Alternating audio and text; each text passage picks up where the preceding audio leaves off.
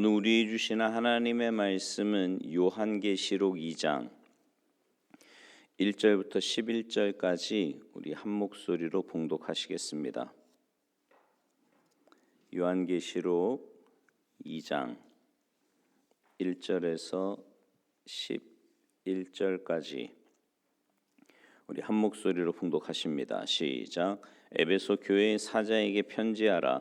오른손에 있는 7뼈를 붙잡고 7 금촛대 사이를 거니시는 이가 이르시되 내가 내 행위와 수고와 내 인내를 알고 또 악한 자들을 용납하지 아니한 것과 자칭 사도라 하되 아닌 자들을 시험하여 그의 거짓된 것을 내가 드러낸 것과 또 내가 참고 내 이름을 위하여 견디고 게으르지 아니한 것을 아노라. 그러나 너를 책망할 것이 있나니 너의 처음 사랑을 버렸느니라. 그러므로 어디서 떨어졌는지를 생각하고 회개하여 처음 행위를 가지라. 만일 그리하지 아니하고 회개하지 아니하면 내가 내게 가서 내 촛대를 그 자리에서 옮기리라. 오직 내게 이것이 있으니 내가 니골라당의 행위를 미워하는도다. 나도 이것을 미워하노라. 귀 있는 자는 성령이 교회들에게 하시는 말씀을 들을지어다. 이기는 그에게는 내가 하나님의 낙원에 있는 생명나무의 열매를 주어 먹게 하리라. 서머나 교회의 사자에게 편지하라. 처음이며 마지막이요 죽었다가 살아나신 이가 이르시되 내가 내 환난과 궁핍을 알거니와 실상은 내가 부요한 자니라. 자칭 유대인이라 하는 자들의 비방도 알거니와 실상은 유대인이 아니요 사탄의 회당이라. 너는 장차 받을 고난을 두려워하지 말라. 볼지어다 마귀가 장차 너희 가운데에서 몇 사람을 옥에 던져 시험을 받게 하리니 너희가 10일 동안 환난을 받으리라. 내가 죽도록 충성하라. 그리하면 내가 생명의 관을 내게 주리라. 귀 있는 자는 성령이 교회들에게 하시는 말씀을 들을지어다. 이기는 자는 둘째 사망의 해를 받지 아니하리라. 아멘. 할렐루야. 요한계시록에는 7이라는 숫자가 많이 등장을 합니다. 7 교회, 7 사자, 7 인, 7 뿔, 7 눈 등 7과 관련된 숫자가 정말 많이 나옵니다. 성경에서 7은 완전수를 의미해요. 그러니까 7 교회다 그러면 1차적으로는 지금의 터키인 소아시아 지방에 있는 7 교회가 해당되지만 2차적으로는 전체를 포함한다고 볼 수 있고요. 7 교회 이야기도 단지 7 교회 이야기만이 아니라 전체 교회 이야기로 볼 수 있습니다. 7 교회 중에 첫 번째로 등장하는 에베소 교회는 여러 가지로 장점이 많은 교회였어요. 오늘 본문 1절부터 7절까지 나오는 말씀인데요. 이 에베소 교회는 행함이 있는 교회였어요. 그러니까 무슨 말이냐면 게으름 피우지 않았고요. 수고를 아끼지 않았습니다. 열심으로 헌신하는 교회였거든요. 또 왜 그런 사람들 있잖아요. 신앙에 뭔가 열심으로 막 하다가 자기 마음에 안 들거나 아니면 뭐가 힘들거나 이런 막 그만두기도 하는데 그런 법이 없었습니다. 하나님의 이름을 위해서 강인하게 견뎌냈고요. 악을 그냥 두고 보지도 않았습니다. 자칭 베드로의 후계자라고 하면서 사도 행세를 하는 거짓 교사들을 뿌리째 뽑아내기도 했을 만큼 정말 진리에 철저했고요. 분별력이 있었고 용기가 있는 그런 교회였습니다. 그런데 그렇게 아름다운 신앙적인 행위에도 불구하고 에베소 교회가요. 처음 사랑을 버렸다는 결정적인 책망을 듣습니다. 만일 어디에서 떨어졌는지를 생각하고 회개해서 처음 행위를 그 처음 사랑을 회복하지 않으면 촛대를 옮기겠다. 이렇게 경고의 말씀을 들었습니다. 여러분, 이 에베소 교회가요. 처음 사랑을 버렸다는 건 굉장히 아이러니한 일입니다. 왜냐하면 에베소 교회는요. 본래 사랑이 많은 교회였기 때문이에요.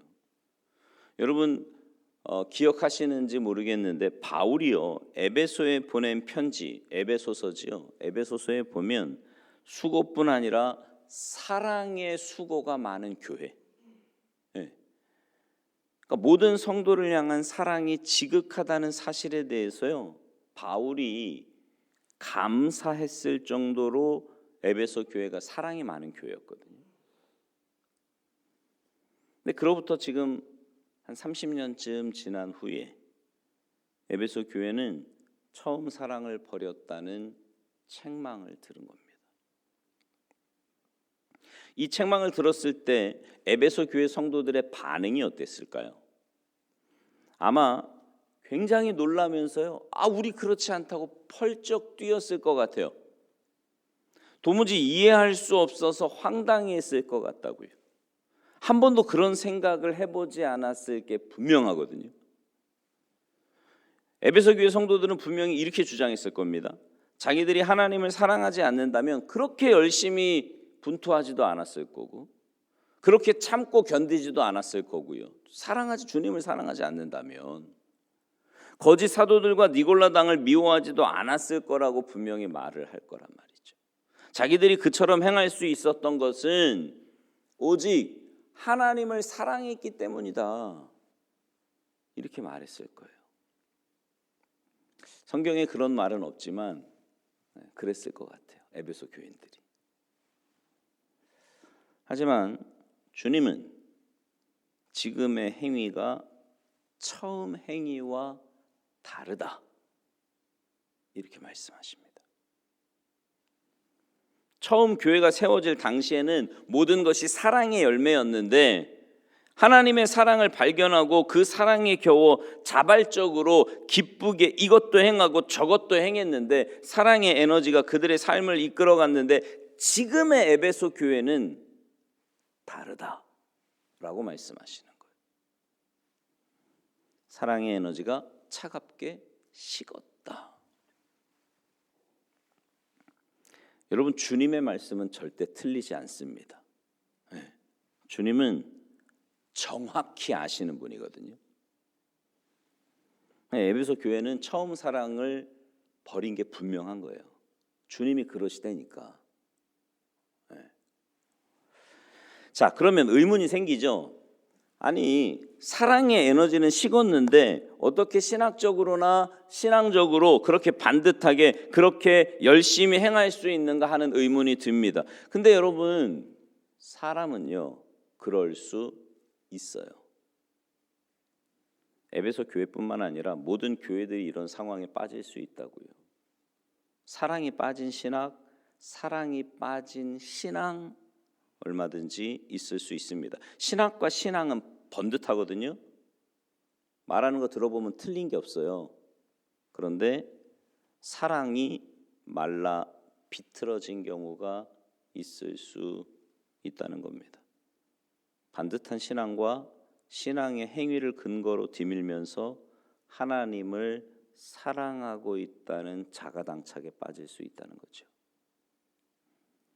그러나 주님은 속지 않으십니다. 겉으로 드러나는 신학과 신앙의 행위에 속지 않으신다고요. 사람은 보기에는 속을 수 있거든요. 하나님은 아니에요.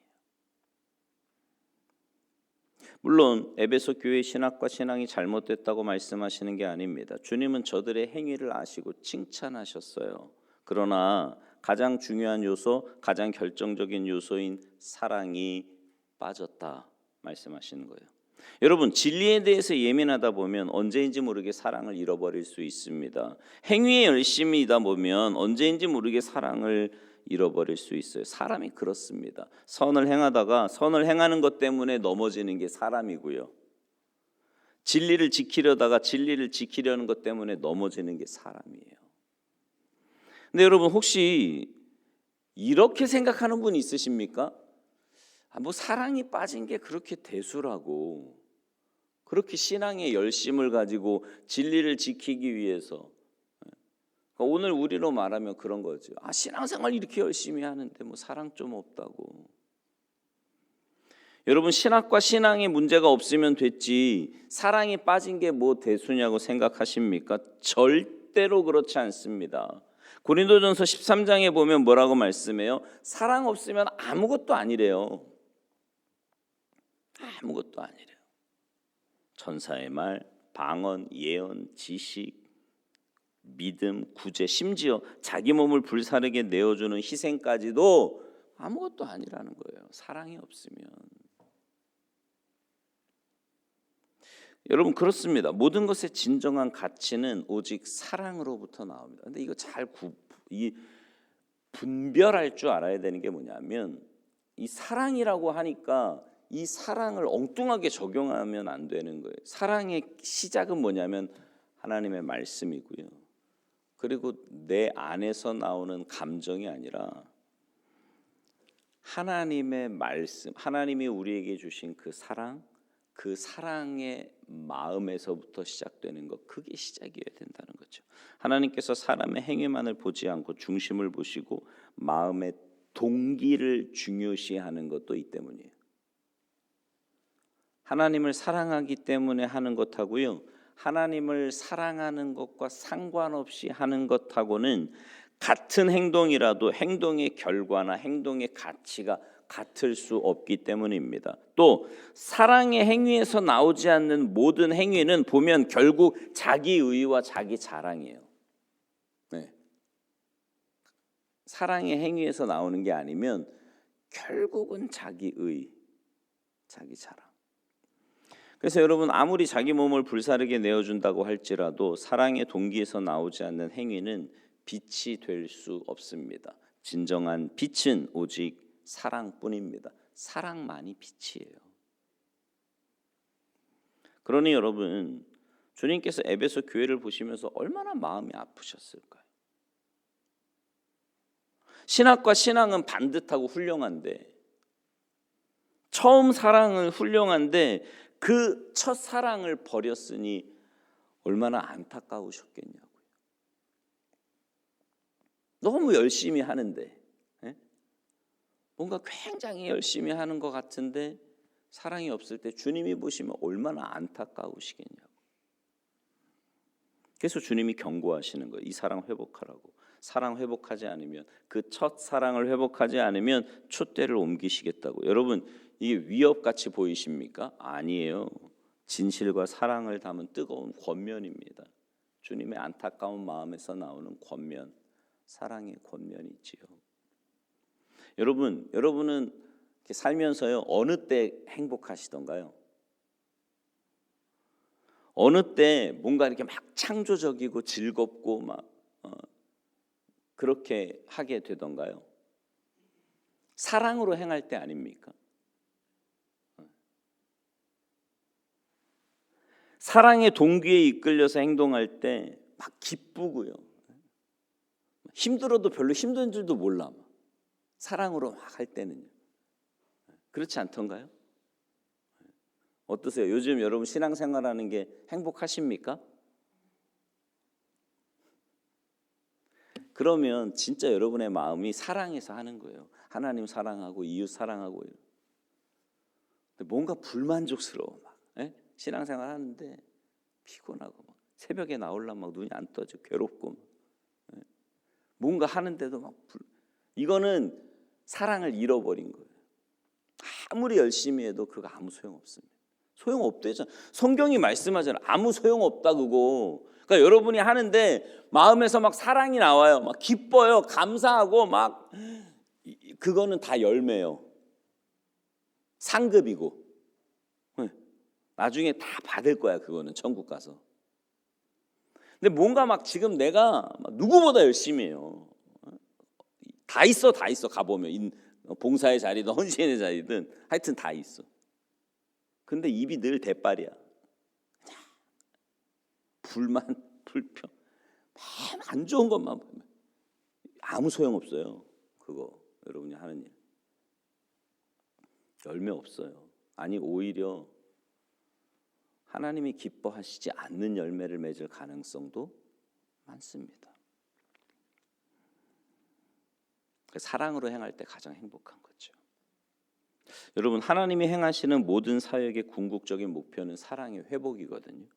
인격적인 사랑, 자유로운 사랑의 관계를 회복하시는 것이야말로 하나님의 이치입니다. 여러분 오해하지 마세요. 교회가 진리는 없고 사랑만 있으면 된다, 그런 말 아닙니다. 둘 다 붙잡아야 돼요. 진리 때문에 사랑을 잃어버려도 안 되고요.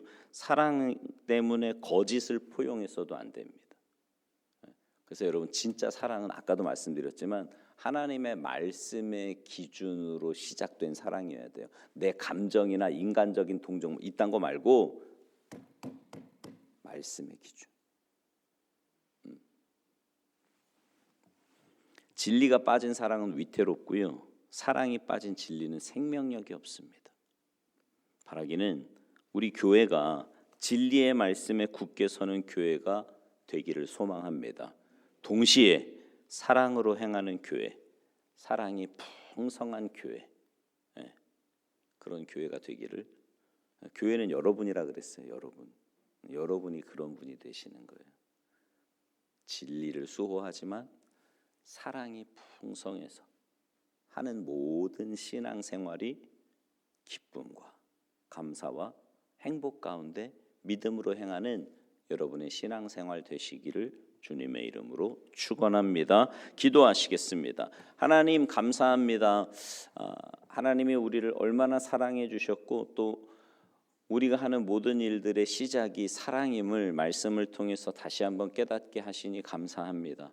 하나님의 그 엄청난 사랑을 늘 기억하며 깨닫는 우리가 되게 하시고 무엇보다 우리의 삶의 근거가 신앙생활의 시작이 하나님의 말씀으로 인한 사랑임을 깨닫게 하셔서 하나님의 뜻대로 순종하며 행하며 사랑하는 우리 모두가 되게 하시고 그래서 우리가 가는 곳마다 우리가 받은 그 주님의 사랑이 우리를 통해 흘러가는 복된 역사들이 많이 나타날 수 있도록 우리를 주님의 도구로만 사용하여 주시옵소서. 오늘 한 날도 주님의 그 사랑을 전하며 나누며 베풀며 살아가는 복된 한 날의 삶이 되기를 간절히 바라옵고 원하오며 예수님의 이름으로 축복하며 기도하옵나이다. 아멘.